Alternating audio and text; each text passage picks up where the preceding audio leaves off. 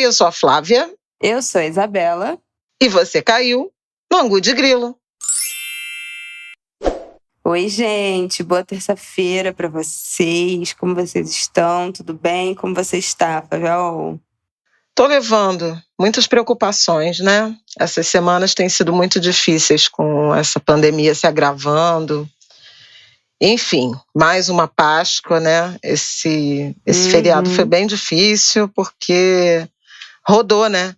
Começou a rodar o segundo ciclo de feriados, de datas comemorativas, familiares, com a gente em isolamento, né? Sim. Acho que isso é o pior de tudo. Fazendo um ano, acho que o peso desse um ano chegou aí para todo mundo nessa semana.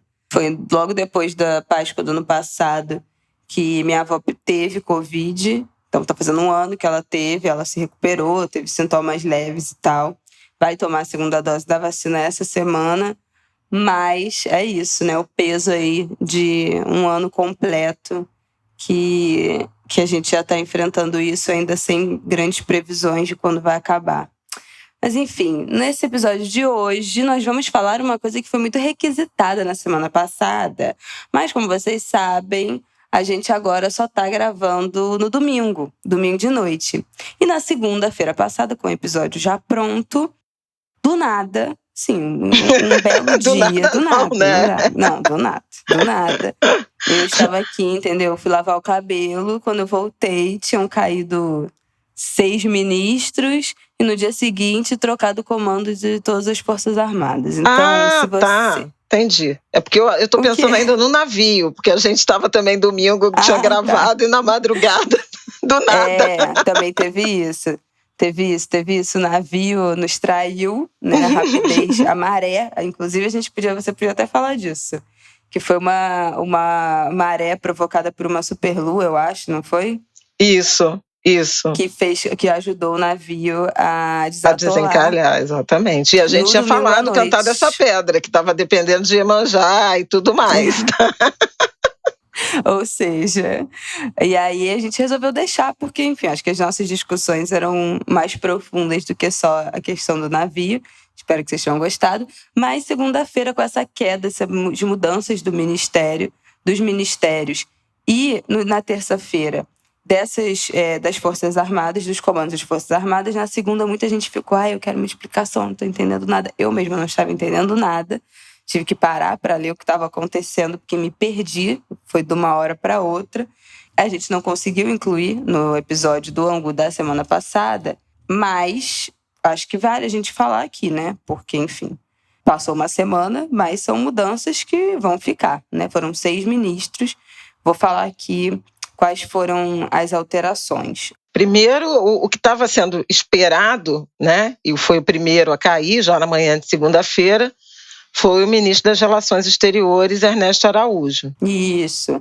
Depois de uma treta no fim de semana, eu acho que vale dizer, né? Que ele começou uma treta com semanas, a Cátia Abreu. Né? Semanas. 2 anos de tretas, mas no fim de semana, no domingo passado, né, o último domingo de março, ele resolveu cair atirando e atacou a senadora Cátia Abreu, dizendo que por trás da fritura dele havia um interesse de defesa do 5G, a licitação do 5G, essa frequência ultra mega power da estrela, que vai ter tem um edital, né, em elaboração, e há uma disputa muito grande entre as tecnologias americana e chinesa. E a tecnologia chinesa já tem uma base instalada aqui, o que, enfim, dá uma vantagem competitiva de ser muito mais barata para ampliação e adequação das redes. Mas desde Trump presidente, havia uma pressão muito grande, proibição para que o edital criasse barreiras para os chineses disputarem. E, no meio dessa crise sanitária, o edital acabou saindo sem restrições à China. Tem até especulações no debate aí internacional, geopolítico das relações exteriores, de que houve algum tipo de pressão da China em relação a esse edital para liberar os insumos. A gente sabe que as vacinas, tanto do Butantan quanto da Fiocruz, ainda dependem do ingrediente farmacêutico ativo que vem da China. Esse é um pouco do pano de fundo que levou o Ernesto Araújo a acusar a senadora Cátia Abreu de tentar privilegiar os chineses. Pois é, ele tuitou no fim de semana anterior, no fim de semana passado. No domingo, Ele escreveu a seguinte mensagem no Twitter: em 4/3, recebi a senadora Cátia Abreu para almoçar no Ministério. Conversa cortês. Pouco ou nada falou de vacinas. No final, a mesa disse: ministro, se o senhor fizer um gesto em relação ao 5G, será o rei do Senado. Não fiz gesto algum. E aí a avaliação foi que ele tentou buscar uma saída, né, nesse discurso de vítima. Foi uma saída para tentar ser minimamente honrosa, porque ele já estava meio que marcado para sair. Mas acabou sendo escorraçado. O Senado começou a pedir, os senadores, né, começaram a pedir a cabeça dele. Isso. Todos os senadores foram em defesa da Cátia Abreu, inclusive o presidente do Senado, Rodrigo Pacheco. E a situação realmente ficou absolutamente insustentável, né, para o Ernesto Araújo. Bom, então na segunda-feira, dia 29 de março, o dia começou com essa demissão do ministro Ernesto Araújo. Ele entregou a carta de demissão ao presidente e parecia que a crise ficaria nessa dimensão. Só que ao longo do dia, logo no meio da tarde, veio a notícia da carta de demissão, né, do ministro da Defesa, general Fernando Azevedo Silva, e depois vieram outras substituições. Ministério da Justiça e Segurança Pública, Secretaria do Governo, Advocacia Geral da União e Casa Civil. Então foi uma hecatombe, né? Virou uma reforma ministerial que no dia seguinte, na terça-feira, dia 30, também foi seguida também da confirmação na terça 30, da substituição da cúpula do comando das Forças Armadas, Exército, Marinha e Força Aérea Brasileira. E aí eu tenho uma dúvida já, primeira. Por que ficou essa reforma, né, da ministerial, com essas 6 mudanças? 6 de 22 ministérios foram trocados em um dia. Ela estava sendo esperada? E a dúvida 2, que eu acho que é uma coisa que eu não entendi até agora. Por que nas redes sociais, enfim, e nos telejornais, falou-se tanto num temor por um golpe? Por que esse assunto, por que surgiu esse medo, essa possibilidade a partir dessa troca dos ministros? Medo de golpe o Brasil sempre tem, porque o Brasil é gato escaldado, né? Sua geração não experimentou isso, mas todo mundo que tem mais de 40 anos tem alguma memória de um país que era comandado, né, por uma cúpula militar, uma ditadura que começou em 1964 e só terminou 21 anos depois. O Brasil voltou a votar para presidente em 1989. Então, há um trauma em relação a isso.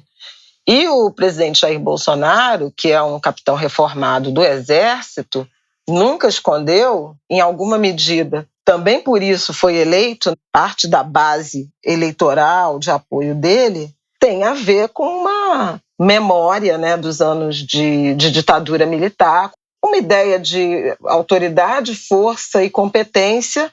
A competência foi completamente destruída, né, pelo governo Jair Bolsonaro.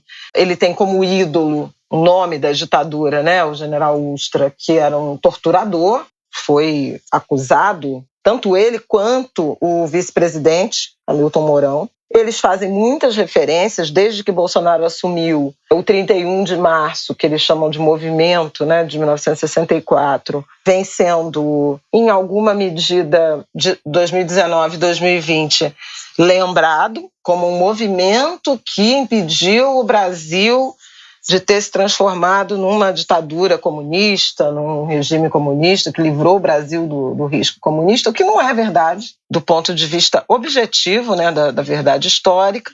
E nesse ano, a partir dessa troca, ainda houve um degrau a mais, porque o general Braga Neto, que é o novo ministro da Defesa, era ministro da Casa Civil e agora se tornou ministro da Defesa, fez uma ordem do dia, um texto referenciando a ditadura, que ele chama de movimento de 64, e dizendo que é um movimento que precisa ser compreendido e celebrado. Meu Deus. Mas isso já depois de ele ter assumido o cargo. Mas veja, esse ambiente que eu conto do dia seguinte, ele já um pouco explica por que no dia do anúncio da queda do ministro da Defesa, o general Fernando de Azevedo Silva, houve tanta especulação em relação a um temor de uma radicalização, de um envolvimento maior dos militares no funcionamento das instituições. O Bolsonaro ele tem uma veia autoritária, não é segredo para ninguém. Não é segredo para ninguém. Nossa.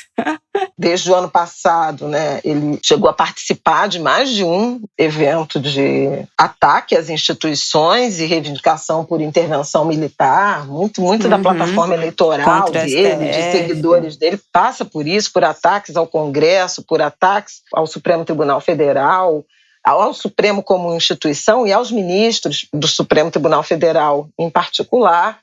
Essa percepção, esses ataques da base do presidente, ela se intensificou nas últimas semanas a partir da decisão do ministro Edson Fachin, que anulou as sentenças do ex-presidente Lula, que devolveu Lula ao jogo político e à elegibilidade. A gente já falou disso numa edição especial do Angu. O presidente da República tem empreendido uma cruzada para responsabilizar, atacar governadores pela crise da Covid, né, diante da inoperância, da incompetência do Ministério da Saúde e do próprio governo dele, do qual ele é ministro. Ele manda, né, ele dá as cartas, mas ele tem tentado responsabilizar governadores.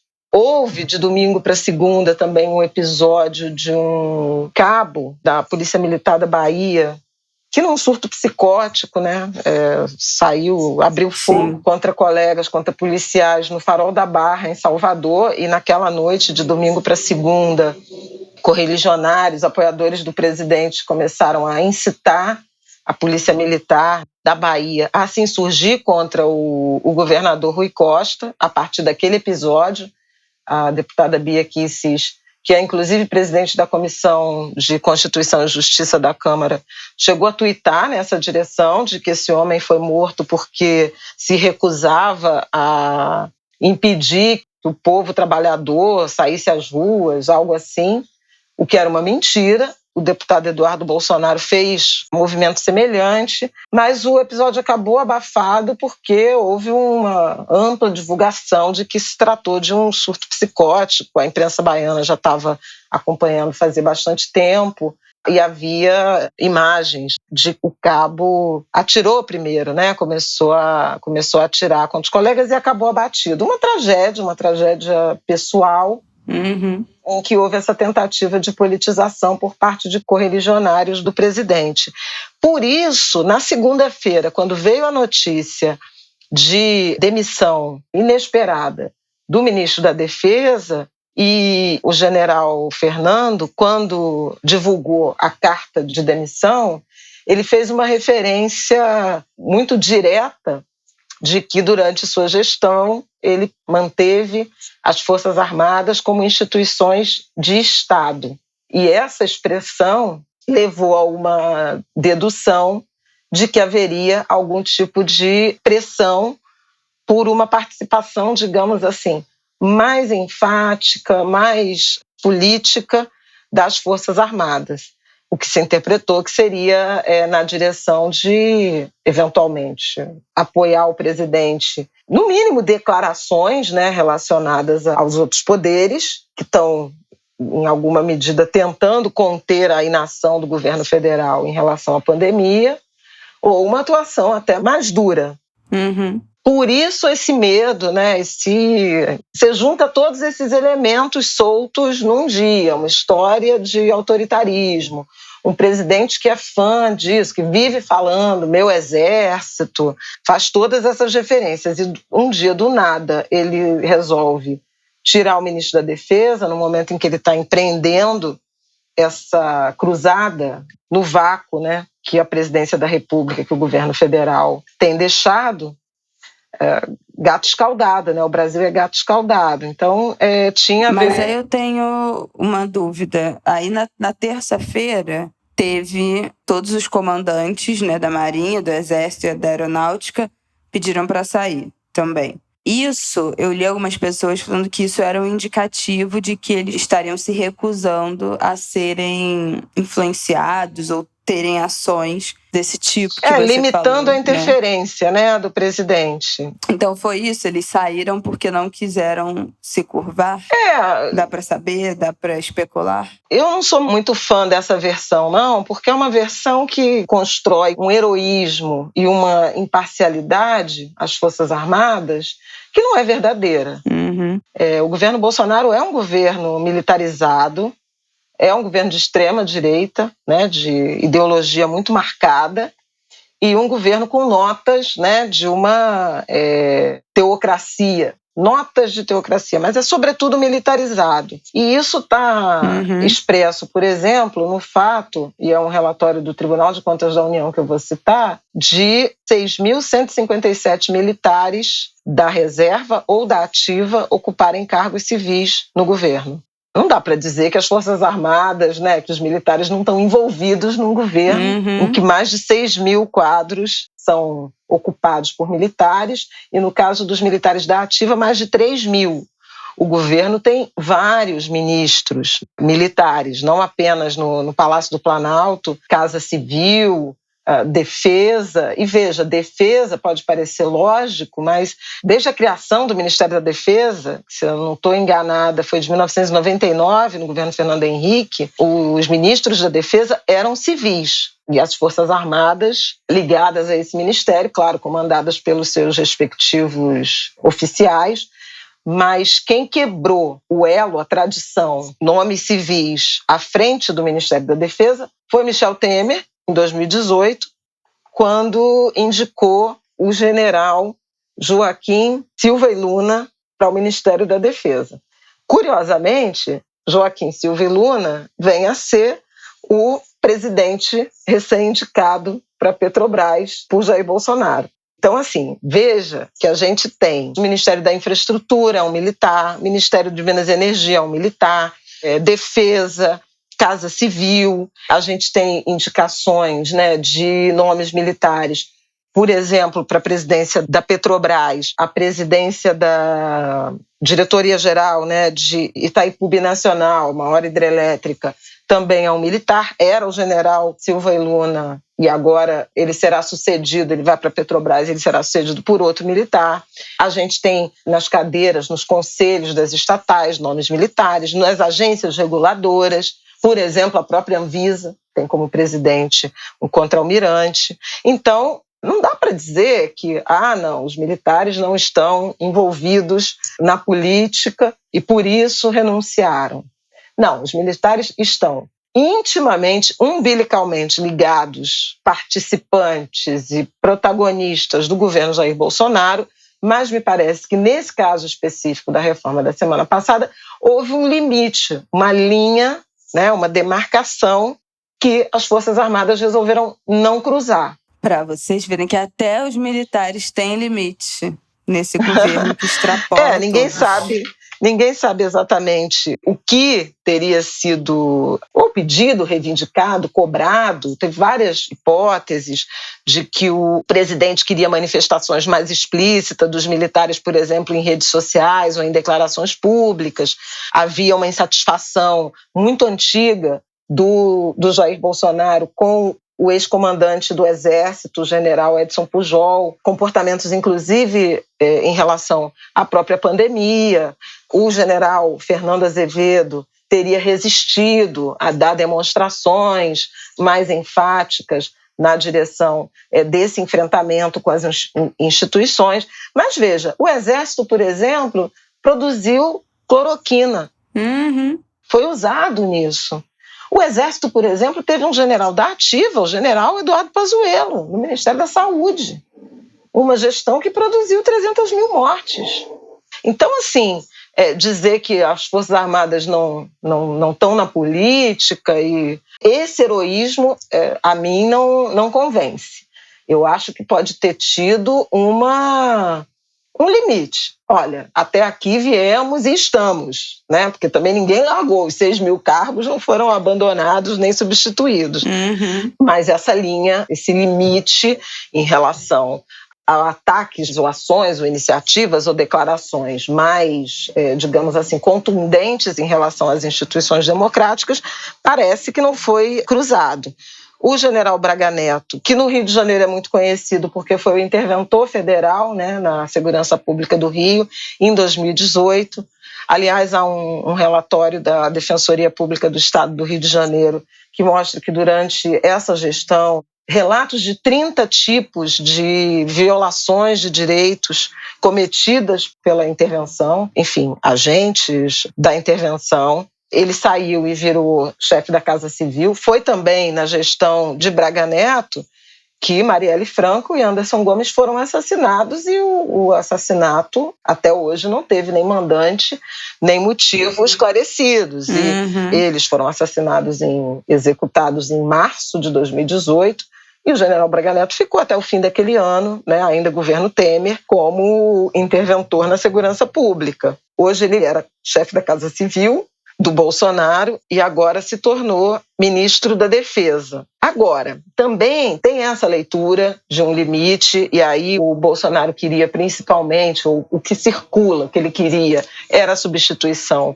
do comandante do Exército, e o general Fernando também não concordou, justamente por essas posições menos politizadas do general do Exército, e em razão de o ministro ter sido demitido, o general Fernando, do Ministério da Defesa, e a possível substituição do general Pujol do Exército, os chefes das 2 outras forças, Aeronáutica e Marinha, também disseram que entregariam seus cargos. Havia já na noite de segunda-feira a decisão dos comandantes de entregarem em solidariedade, principalmente ao ministro da Defesa, mas também ao comandante do Exército, e na terça-feira, dia 30, quando foi convocada uma reunião com o antigo e com o novo ministro da Defesa, general Braga Neto, o general Braga Neto se antecipou e anunciou que eles todos seriam substituídos. Então é isso, foi demitido, mas já ia pedir demissão, ou já ia pedir demissão e acabou demitido. O fato é que os 3 foram substituídos. O novo comandante do Exército, o general Paulo Sérgio, inclusive, tinha dado uma entrevista dias antes no Correio Brasiliense, falando das medidas que ele tomou. Ele era responsável pelo RH do Exército, das medidas que ele tomou de enfrentamento à pandemia, que são absolutamente conflitantes com a forma como o presidente da República se comporta, defende, tem agido. Então tem gente até que vê um pretexto também nessa entrevista do general Paulo Sérgio, mas o fato é que ele se tornou o comandante do Exército e, aparentemente, o Estado-Maior, os principais nomes, né, do Exército, da Marinha, da Aeronáutica, das Forças Armadas, estão alinhados na disciplina. Então é isso, quer dizer, aparentemente a temperatura baixou, e o ideal numa democracia é que a gente nem saiba o que está acontecendo nas Forças Armadas. O ideal é que cada um faça o seu trabalho, sem esse envolvimento, sem essa ênfase, sem esses holofotes do noticiário político. Por outro lado, eu acho importante aqui para a gente amarrar toda essa reforma ministerial, é que essa crise na defesa, e foi a primeira vez que durante um governo, os 3 comandantes das Forças Armadas são substituídos, então ganhou muita repercussão, a semana inteira se comentou sobre isso. Na quarta-feira, dia 31, era aniversário de 57 anos do golpe militar, e houve o texto do Braga Neto, do novo ministro, falando em celebração, o que gerou uma comoção nas redes sociais, muita reação, muita crítica. Agora, o fato é que isso eclipsou as outras mudanças ministeriais, que não foram triviais. Primeiro, o Bolsonaro perdeu o Ernesto Araújo, que era um dos quadros mais leais e, do ponto de vista ideológico, mais intensamente ligados ao governo, inclusive aos filhos do presidente.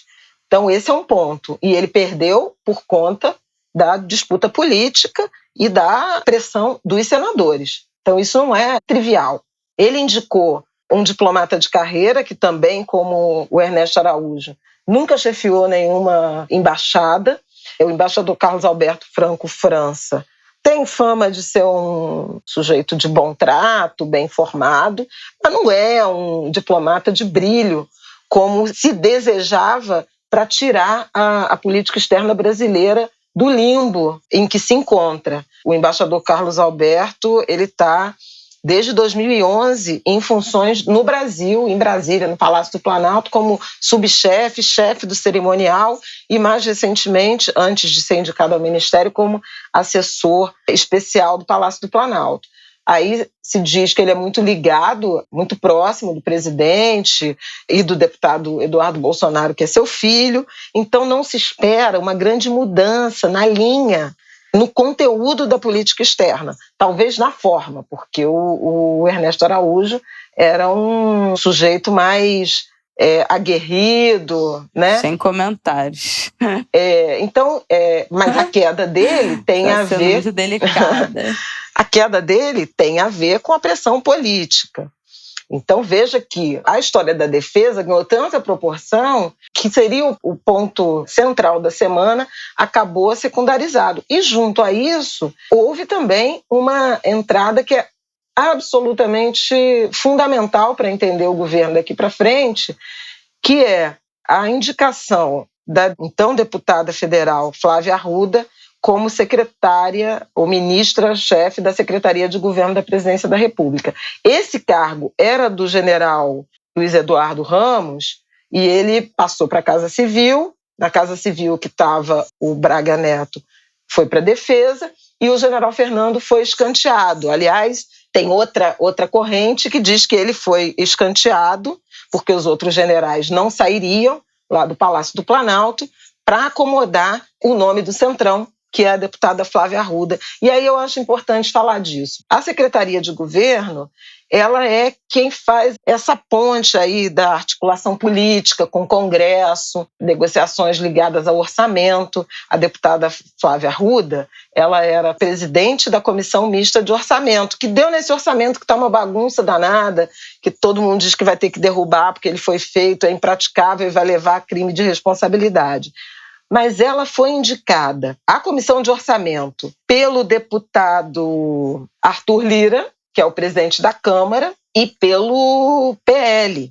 Ela foi indicada também pelo deputado Wellington Roberto, da Paraíba, que é o líder do PL na Câmara. O Arthur Lira era, então, líder do PP. É centrão raiz, né? É centrão raiz. E a deputada, e aí eu quero falar isso com muito cuidado, Isabela e Angúleres queridos, porque é muito difícil uma mulher falar de outra mulher e pôr em debate a capacidade, a qualificação para assumir cargos num país misógino, machista e de tão pouca representação política feminina. Mas a deputada Flávia Arruda é uma deputada em primeiro mandato, mulher do ex-governador de Brasília, José Roberto Arruda. Ela é formada em Direito e não completou uma faculdade de Educação Física. Ela tem só 41 anos. Ela foi candidata a vice-governadora do Distrito Federal em 2014, quando o marido dela, ficha suja, não pôde concorrer. E em 2018, teve a candidatura também apoiada, naturalmente. O Arruda é um dos políticos mais importantes, certamente do Distrito Federal, mas um dos políticos importantes do Brasil. E ela acabou eleita com 121 mil votos. Ela foi a deputada mais votada em Brasília, no Distrito Federal, em 2018. Então, veja, é assim que ela chega à Câmara dos Deputados. Nos primeiros anos de mandato, ela se dedicou muito a questões de gênero, projetos e debates relacionados à mulher e violência doméstica. Pois é, podia ter ficado nisso, né? Enfim, tem gente que diz que ela é de ótimo trato, é uma boa pessoa, etc.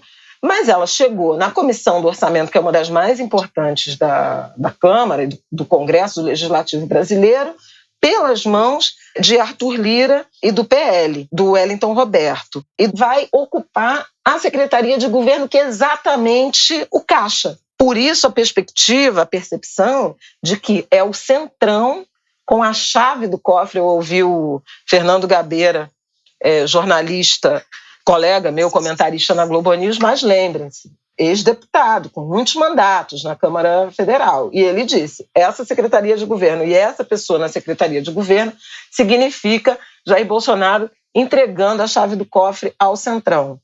Então veja que também essa mudança, ela também foi eclipsada pela crise na defesa, entendeu? Uhum. E tem uma terceira, que eu acho importante. Houve uma troca do Ministério da Justiça. O André Mendonça voltou para a Advocacia-Geral da União, ele foi advogado-geral da União. Quando o Sérgio Moro saiu do governo, ele foi indicado para o Ministério da Justiça, ele voltou para a Advocacia-Geral da União. Para o Ministério da Justiça e Segurança Pública, entrou o delegado da Polícia Federal, Anderson Torres. Ele era secretário de Segurança Pública do Distrito Federal, Ibanez Rocha é um aliado do presidente Bolsonaro, mas dizem que ele é muito ligado a Flávio Bolsonaro, senador, filho do presidente da República. Sob o guarda-chuva do Ministério da Justiça está quem? A Polícia Federal. Que beleza. Então, também é outra mudança que foi eclipsada pela crise na defesa, nas relações exteriores. Então, veja, você vê uma mudança que aparentemente parece que o Bolsonaro está muito enfraquecido, entregou a chave do cofre para o Centrão, mas ele fez alguns movimentos ali de muito interesse pessoal e político para ele e família. Por fim, André Mendonça é um quadro muito leal ao presidente da República. Durante sua gestão no Ministério da Justiça, inclusive, houve a notícia daquele relatório, daquele dossiê de investigação dos antifascistas, de perseguição a inimigos, a adversários políticos, uma denúncia que, enfim, acabou se perdendo. Ele abriu várias investigações relacionadas à Lei de Segurança Nacional contra chargista, jornalista. É um cara muito leal. E nessa direção, né, desse aparelho do Estado, na direção de alcançar adversários, oposição ao governo. E ele é também um pastor evangélico. Por isso, essa volta dele para a AGU, a Advocacia-Geral da União, também ele é conhecido por ter uma relação de boa convivência com os ministros do Supremo Tribunal Federal. Ele assumiu um cargo, anos atrás, indicado pelo ministro Dias Toffoli. E era, quando advogado-geral da União, muito respeitado, muito bem relacionado no Supremo Tribunal Federal. Há, por exemplo, também a especulação de que isso o torna favorito, pelo amor de Deus, a indicação como sucessor do ministro Marco Aurélio de Mello, que vai sair do Supremo, anunciou também na terça ou na quarta-feira da semana passada, que só fica até dia 5 de julho. Tá bom. Bom, chega desse assunto, eu já não aguento a trama mais. É bem complexa. Muito complexa, ninguém mais está prestando atenção, né? I'm sorry, Angulers. Porque vai desdobrando mas demais. É que tem muitos movimentos que precisam ser acompanhados. Não, tudo bem, mas é porque eu achei um nível de profundidade que, calma, peraí, senão o Brasil tem que já fazer tem um organograma. Tem que fazer um PowerPoint. Exatamente. Só que assim, Bolsonaro no centro e aquele monte de seta mostrando tudo. Braga Neto, Ramos, General Ramos, comandante do Exército, André Mendonça. Isso esse povo deveria saber fazer, né? Tiveram grandes referências de PowerPoint. Bom, eu quero falar rápido aqui do auxílio emergencial, que vai começar a ser pago agora, né, a partir de dia 6 de abril, quando você estiver ouvindo este episódio, terça-feira. Parcelas que vão de 150 para pessoas que moram sozinhas, 250 para as famílias e 375 para mulheres chefes de família, né, que são mães solo, vão receber 375, 4 parcelas. Eu acho que não preciso nem dizer aqui o quanto isso é absurdo, né? Tem várias coisas absurdas nisso. Primeiro, o valor. Segundo, que só vai poder receber o auxílio quem já recebeu o anterior, quem já estava cadastrado. Não tem novos cadastros, o que é um absurdo, porque a vulnerabilidade aumentou a beça nesse início de ano. Gente, é óbvio. Então, assim, é surreal você não poder se cadastrar, sendo que a situação de uma pessoa, de uma família, de uma mãe, no ano passado, pode ser completamente diferente em relação a esse ano, né? Pode ser que ano passado ainda tivesse emprego, ainda tivesse conseguindo fazer bico, ter renda, enfim. Inclusive porque tinha uma classificação que só podia receber até tanto no MEI, né? Quem era MEI só poderia receber o auxílio emergencial se tivesse recebido menos do que um valor em 2019. Então, tinha uma outra relação de renda anterior que muita gente não se cadastrou e esse ano e agora, né, poderia ter uma nova oportunidade de se cadastrar e não vai poder. E outra coisa que eu quero falar em relação ao valor, que, gente, pelo amor de Deus, qualquer pessoa que pague conta, que vá ao supermercado, sabe que esse valor não se faz nada, não se compra uma cesta básica, nada. Mal se paga uma conta, dependendo de onde você mora e com quantas pessoas você mora com esse valor.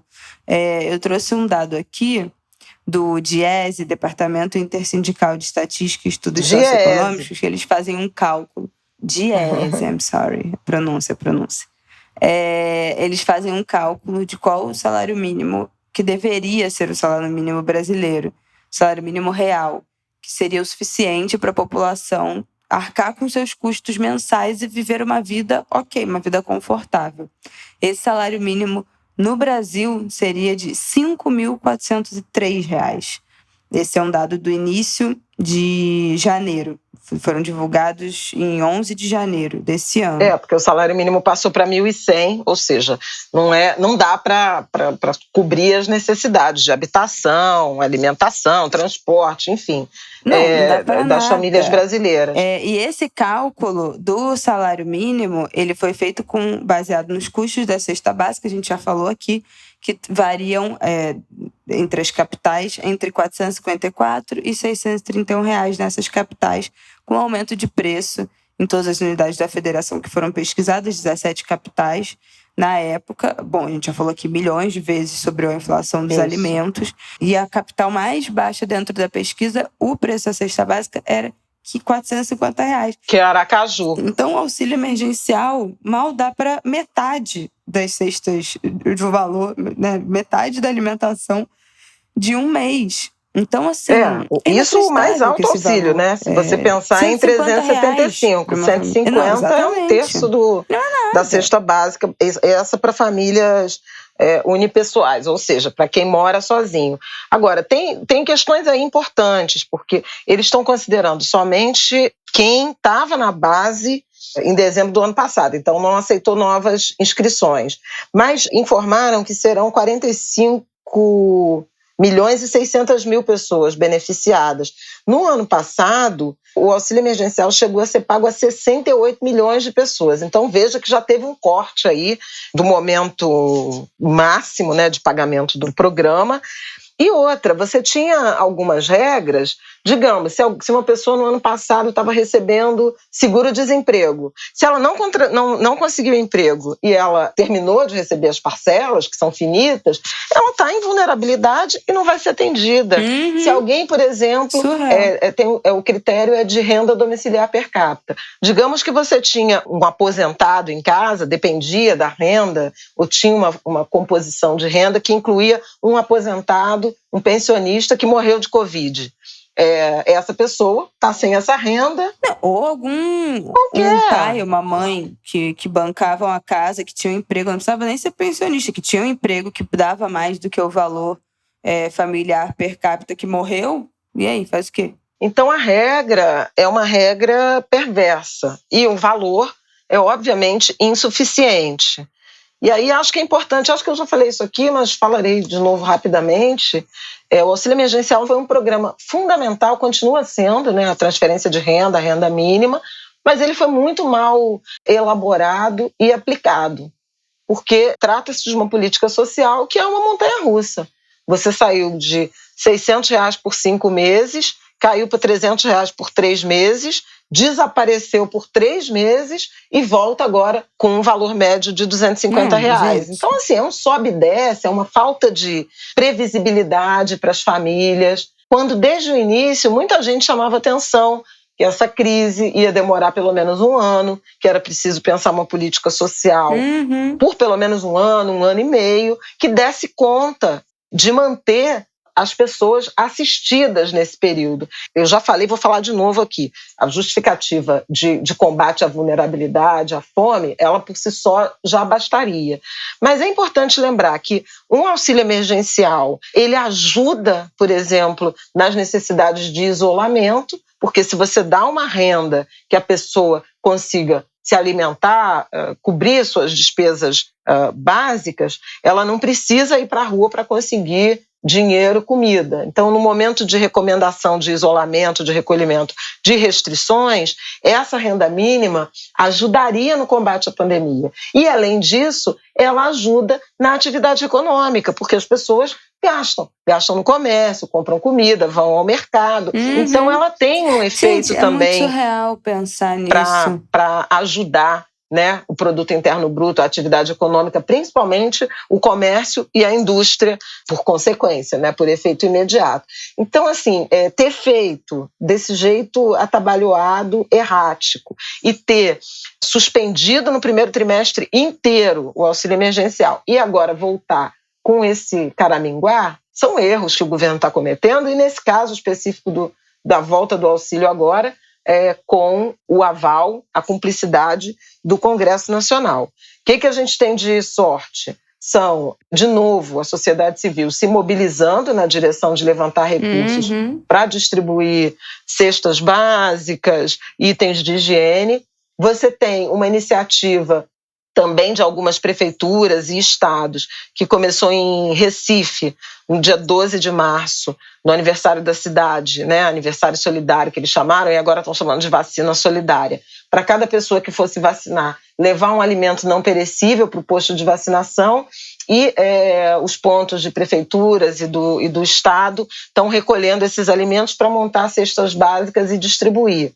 O Eduardo Paes anunciou para o Rio de Janeiro um auxílio emergencial carioca, para complementar, né, em alguma medida, o auxílio emergencial aqui no Rio. O Bruno Covas, eu acho que eu já tinha comentado isso também, em São Paulo, anunciou um auxílio de R$100, e, na medida do possível, os municípios e os estados vão precisar fazer para tentar complementar essa ajuda, que é claramente insuficiente, né? O que é mais surreal para mim sobre o auxílio é pensar que, assim, até agora foram 3 parcelas de 600, né? Então foi o quê?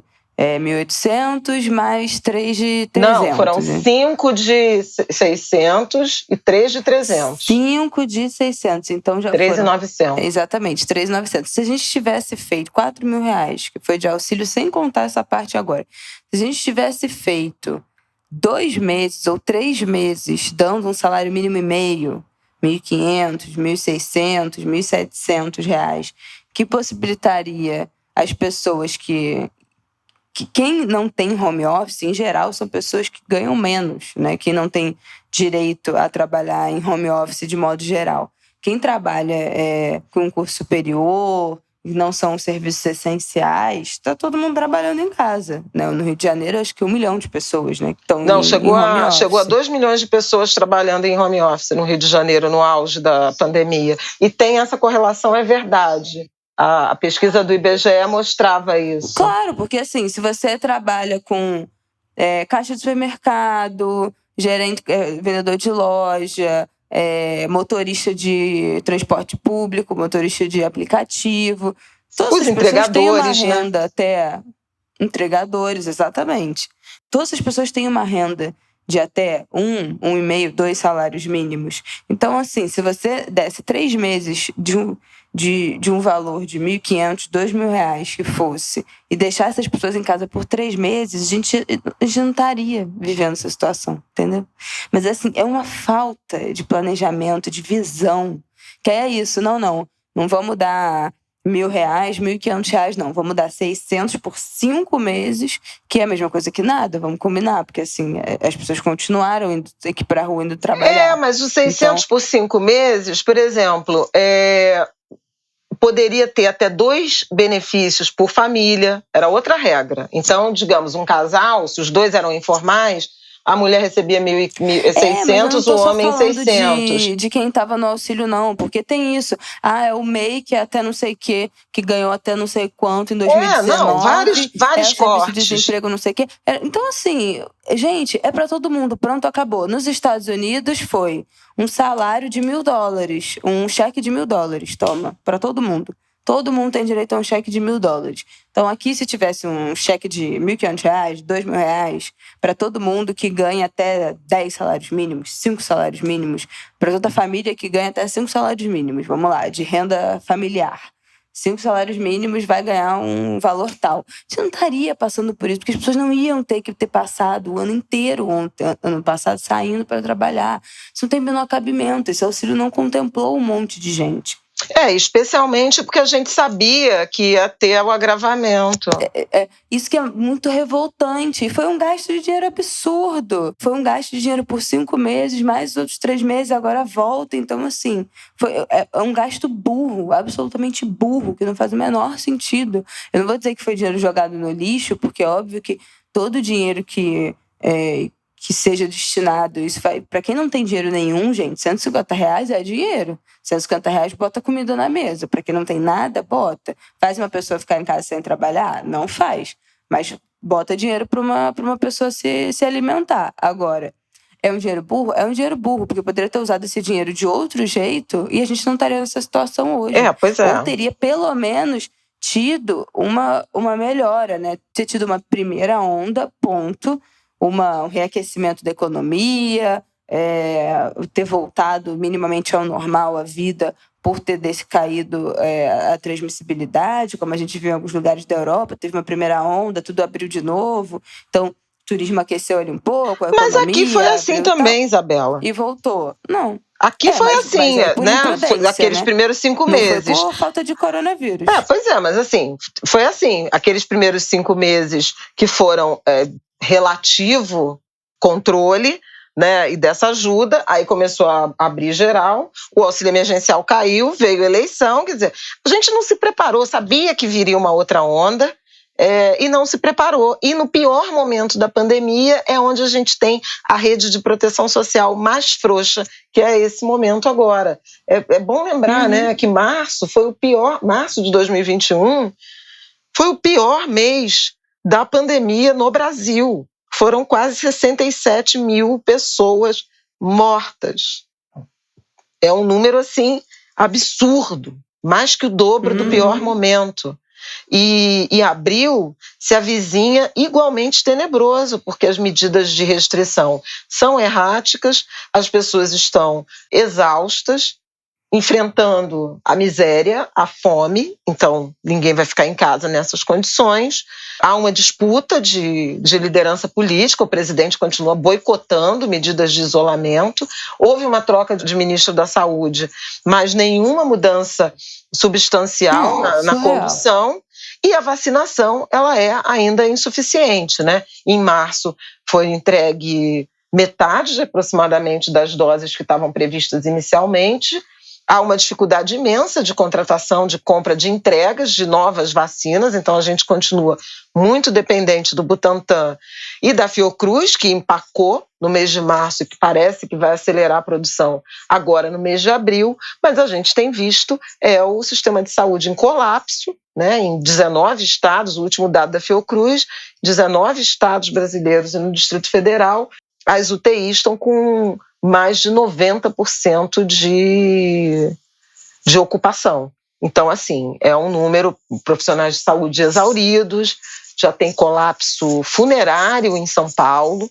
São Paulo está enterrando gente até 10 horas da noite, abrindo covas. Em Belo Horizonte, teve uma antiga UPA desativada que foi transformada num depósito de corpos, e a gente vê a situação se agravando sem uma coordenação política objetiva, unificada, né? Gente, é ridículo, é ridículo. Você fica assim, gente, a vacina é só em horário comercial. A vacina é de 8 às 5, de 9 às 5, somente em dias úteis. E sábado, né? Não vacina feriado, não vacina domingo. Tipo assim, 4 mil mortos por dia, mas não vacina domingo, não vacina feriado. Aí, tá, tudo bem, porque não tem vacina. Aí você fala, não, vamos botar então vacina até 10 horas da noite, domingo, feriado, para acelerar. E vai ter vacina para dar conta? Não vai ter vacina. Então não adianta botar um monte de gente que a vacina vai acabar, porque não chega mais vacina. Então, assim, é tudo ridículo, é tudo absurdo, é tudo patético nesse país.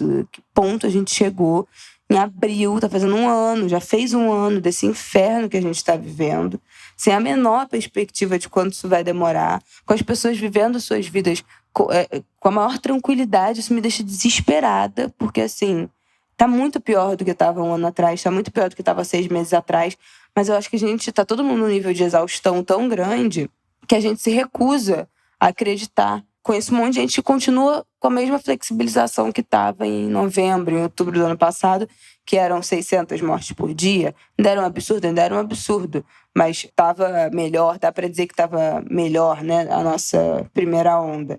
Agora, é surreal. É surreal. Eu acho que vai melhorar? Não acho, não sei, não faço a menor ideia, gente, de quando vai melhorar. Eu acho que só com a vacina, mas é aquilo que vocês já sabem, o Brasil está se tornando um potencial exportador de novas variantes. Enquanto essa vacinação demorar, aqui o coronavírus vai se mutando, vai se transformando, e sabe Deus. É uma situação muito dramática. Se já não tem mais variante nova brasileira, que vai burlar todas essas vacinas. Então, assim, é tudo absurdo. A gente tem esse risco. Eu queria dar um dado do professor e pesquisador José Eustáquio Alves. Ele fez para mim lá para o Em Pauta, mas vale a pena falar. Até o dia do 2 de abril, né, o Brasil teve uma média de óbitos diários, que na conta dele chegou a 3.013 nos 7 dias, entre 27 de março e 2 de abril, foram 3.013 óbitos diários, em média. Então, a gente está passando de mais de 3.000 mortes por dia no Brasil. E essa média brasileira foi maior que a soma da média dos outros 9 países mais populosos do mundo. O Brasil está entre os 10 países mais populosos do mundo. A lista tem, além do Brasil, tem China, tem Índia, tem Estados Unidos, México, Rússia, Indonésia, Paquistão, Bangladesh e Nigéria. São os 10 países. O Brasil sozinho teve mais mortes do que a soma dos outros 9. O Brasil com 3.013, segundo a conta do professor Eustáquio, e os outros 9 somados, média de 2.464 óbitos. Então, assim, é realmente o epicentro da pandemia. Nesses 7 dias, o total de mortes no Brasil equivaleu a 30% das mortes por Covid no mundo, e a gente tem 2,7% da população mundial. Na pandemia inteira, já passamos de 330 mil mortes, soma quase 12% do total de mortes, tendo 2,7% da população global. Mas nesse período aí de março, a gente realmente bateu todos os recordes. E o pior, os especialistas todos absolutamente apavorados, porque os sinais são de que a gente vai superar essas marcas nefastas. Então, assim, é muito importante que quem pode fique em casa, não se aglomere, use máscara tendo condições, a tal da máscara PFF2. Tem PFF2 vendendo por R$3, por R$2. Óbvio que tem marcas que estão caras. Tem gente que está superfaturando essas máscaras, mas elas são encontradas em loja de material de construção a R$3. Isso. E dá para reusar, ela não é descartável, você pode usar várias vezes, de acordo aí, desde que ela esteja em bom estado de conservação. Tem umas dicas. Tem várias já páginas na internet, perfil no Twitter, né, que indicam onde pode comprar, quais são as melhores opções, PFF, estoque PFF. Qual máscara, PFF para todos. Isso. E em não podendo comprar essa máscara, a recomendação é evitar as máscaras de tecido com costura no meio, porque os furinhos, né, da agulha, eles permitem a circulação dos aerossóis, do vírus. Mas, assim, usar duas máscaras de tecido ao mesmo tempo, principalmente quando entrar em ambientes fechados. A gente sabe que supermercado é um ambiente de muito risco de contaminação. Então, quem precisar ir, entrar em supermercado ou trabalhar em supermercado, deve ou usar a PFF2 ou usar 2 máscaras. Uma descartável, ou uma descartável e uma de tecido.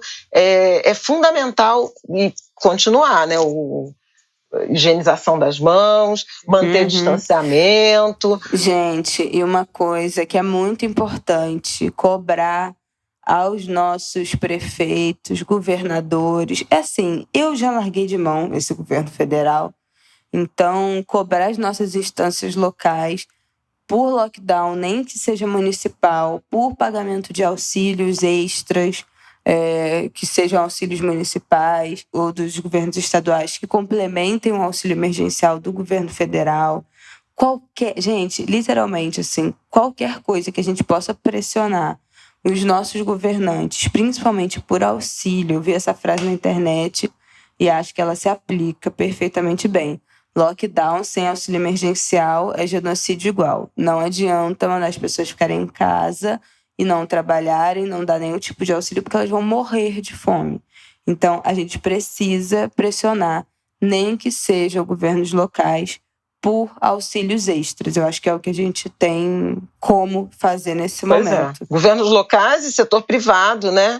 Porque o setor privado também anda muito ocupado em fazer lobby no Congresso por vacina privada, que foi outro debate da semana passada, absolutamente desnecessário. A gente com 3.800, chegamos a ter praticamente 3.800 mortos num dia, e o presidente da Câmara defendendo que o setor privado possa comprar vacina sem fazer doação ao SUS para vacinar seus funcionários e familiares. Agora, quem são as empresas que têm condições de comprar vacina para vacinar funcionários e familiares? Só grandes empresas. Claro. Acontece que pequenas empresas representam mais da metade dos empregos formais no Brasil. E fora isso, você tem os desempregados. Foram as mais afetadas. Exatamente. Você tem, fora isso, os desempregados, você tem os conta própria, são mais de quase 24 milhões de brasileiros autônomos, você tem os desempregados, 14 milhões, você tem as empregadas domésticas, quase 5 milhões de trabalhadoras,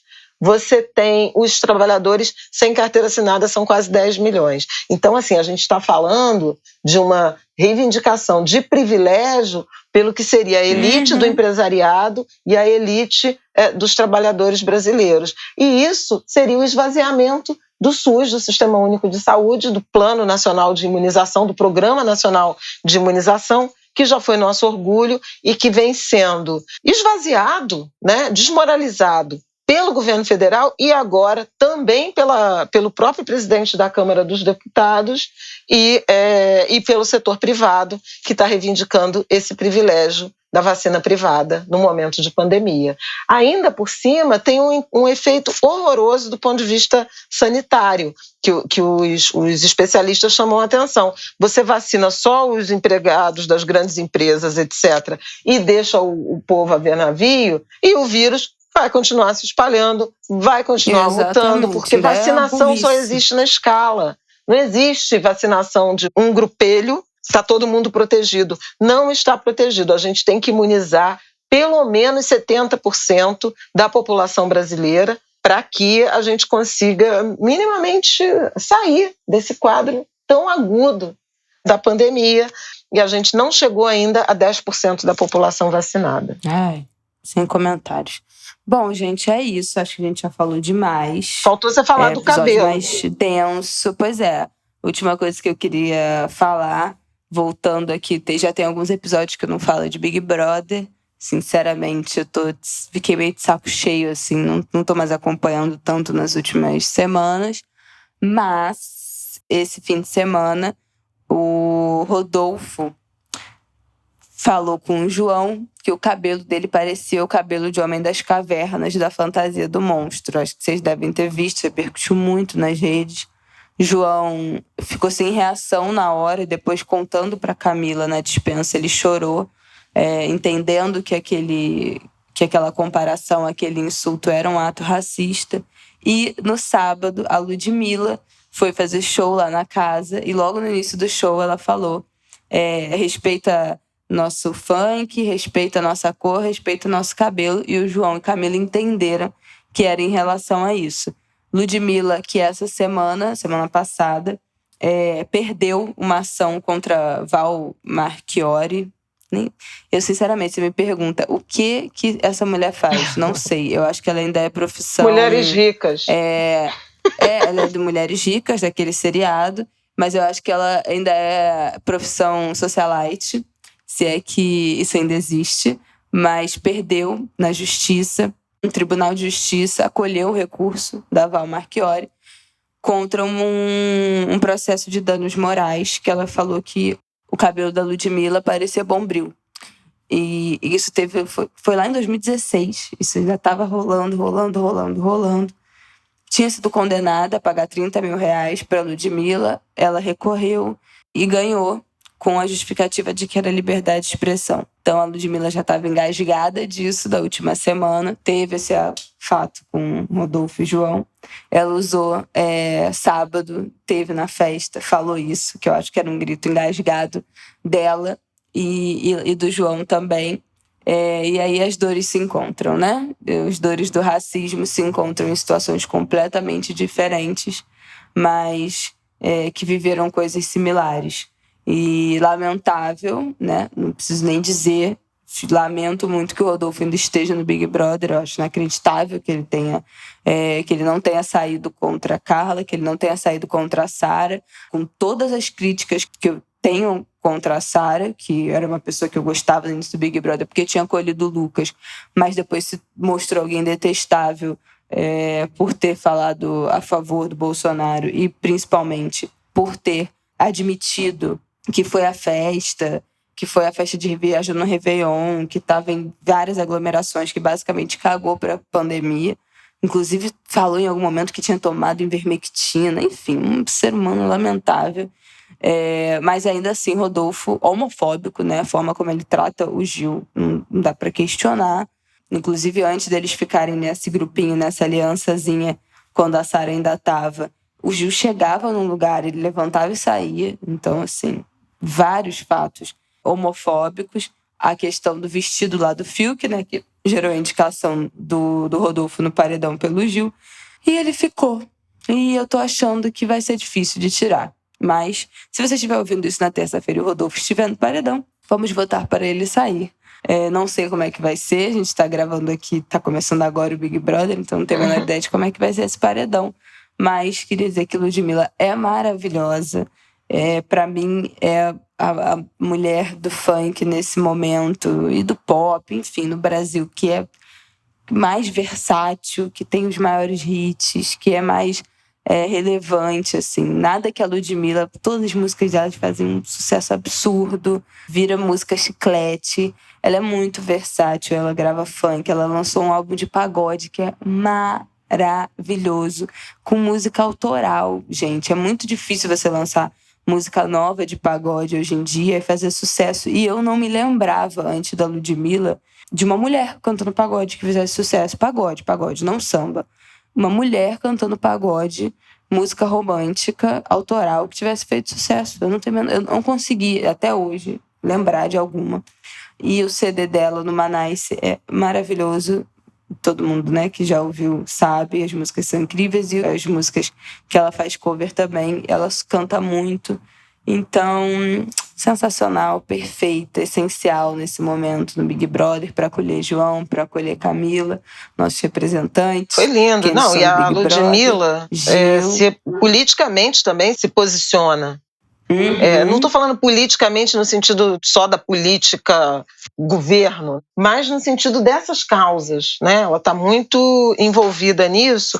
E eu vou botar para você lançar no nosso link o artigo que o Pedro Antunes, colunista da Folha, escreveu sobre a Ludmilla no Big Brother. Enfim, e ele diz assim que é a maior artista do Brasil no momento, é a maior do Brasil nesse momento, gigante, muito interessante. O artigo está muito bom e faz uma análise bem bacana da Ludmilla, eu acho que merece ser lida. É isso. Mais um chegou angu para a conta. Quero convidar todo mundo a, quem puder, né, gente, participar, colaborar com as campanhas humanitárias de doação de alimentos.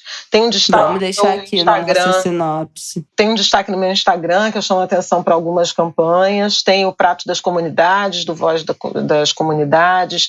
Tem o projeto de doação do coletivo Fala Cari, lá de Acari. Tem o projeto Mãe de Favelas, da CUFA, que dá uma transferência de renda. Tem o Gerando Falcões, que também tem uma ação de doação de vales em dinheiro, vale compras. Tem Gente com Fome.com.br, que é um projeto bem grande da Coalizão Negra, com várias organizações de sociedade civil, incluindo a Rede da Maré, muito bacana também, que é de doação de cestas básicas. A ambição é atender 222 mil famílias no Brasil inteiro, famílias que já estavam cadastradas desde as ações do ano passado. E tem a Ação da Cidadania, que é a ONG que o Betinho criou. Já falei do Betinho aqui, vocês procurem. Lá nos anos 90, que deu origem a essa nossa vocação para a política social de combate à fome e que também está recolhendo recursos para a distribuição de cestas básicas nesse momento aí de agravamento da pandemia. Vou deixar uns links aqui na nossa sinopse de campanhas, enfim, disso que minha mãe citou, mas também tá lá no Instagram dela, Flávia Ol. E é isso, gente. Mais uma semana, mais um Angu de Grilo no ar, mais um período difícil, né? Que estamos dessa pandemia, dessa Páscoa aí, segunda Páscoa em distanciamento, mas estamos aqui, estamos bem, estamos com saúde, estamos vivos e é o que a gente tem que comemorar, né? Se agarrar nas pequenas, grandes coisas. É isso, pessoal. Força e fé, Angulers. Muito pensamento positivo, muita torcida pelos que estão doentes, muita força, muito abraço para os que estão enlutados e protejam-se para a gente poder se encontrar quando tudo isso acabar. É isso. Beijos.